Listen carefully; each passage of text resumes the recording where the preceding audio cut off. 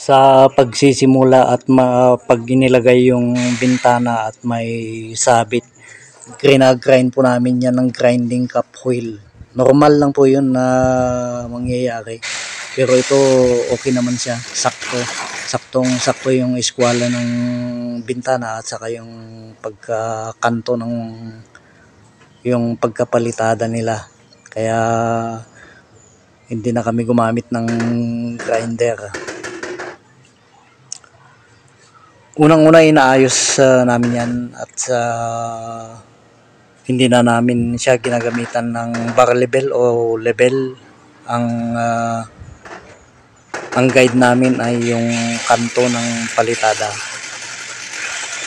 Sa pagkakabit ay gumagamit kami ng steel bar na 10mm. Naglalagay kami ng dowel sa apat na kanto. Binubutasan saka nilalagyan ng dowel. At least yung dowel na papasok ay may 2 pulgada o 3 pulgada. Saka namin i-welding. Ganyan po ang diskarte namin dyan. Kakatingin po yan, dapat po yan hindi siya, maliit lang.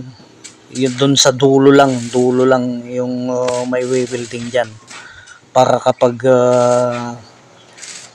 finil upan dun sa gilid, matatakpan din yung welding. Ang ginagamit namin na pang fill up dun sa gilid ng semento at saka bakal ay naghahalo kami ng skim coat saka semento. Legit po ito mga kaibigan. Mas matibay po ito sa silicone. Kapag sa paggagamitan mo ay doon sa bakal at semento, hindi po pwede ito sa salamin. Mas matibay po yan. Ang kaso lang dito, ang problema dito, mabagal kumpara sa silicone. Kasi ito maghahalo ka pa. Di tulad sa silicone na kakatingin mo lang yung tip sa yung dulo ng silicone, pwede na. Saka namin ilalagay ito sa basyo ng silicone.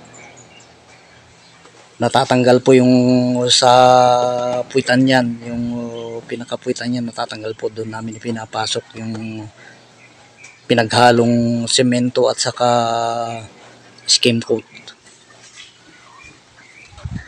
Ngayon nasa sa inyo na po kung gusto nyong gayahin ng ganitong diskarte.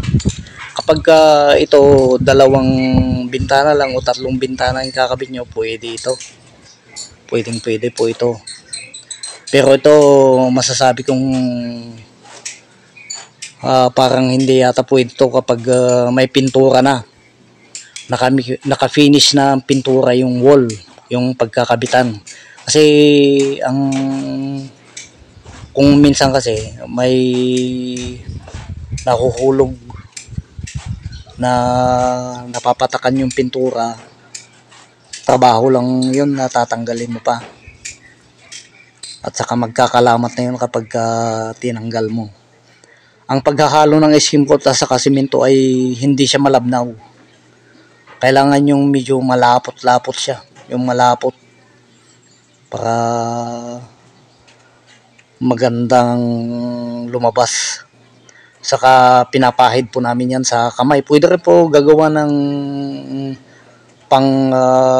pangkayod dyan, yung tsinelas pwede rin. Pero kapag maselan po ang daliri ninyo, pwede pong gagawa ng pangkayod. Pagkatapos ng mga ilang minuto, saka pupunasan ng malinis na pamunas para matanggal yung mga lalo siyang kuminis. Yung screen niya ay natatanggal. Yan, natatanggal po yung screen niya. Kaya kaya natatanggal yan, gawa ng yung screen ay madaling masira.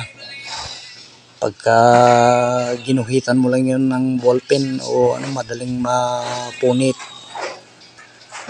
Kaya pwedeng i-repair.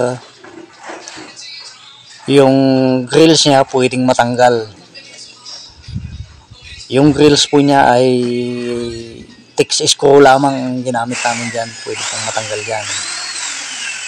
Para kung sakali na masira man yung screen, pwedeng tanggalin at i-repair. Bali, 6 po na text screw lang yan. Maliit lang kasi po yan. 4 na gilid, saka 2 sa gitna.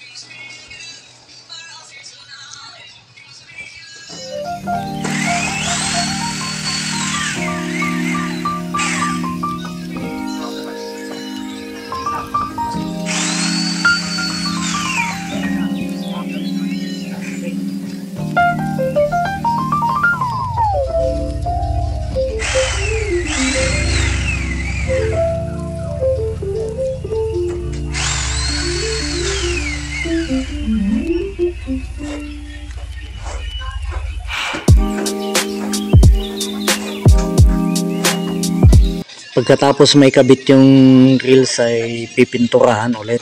Pipinturahan yung mga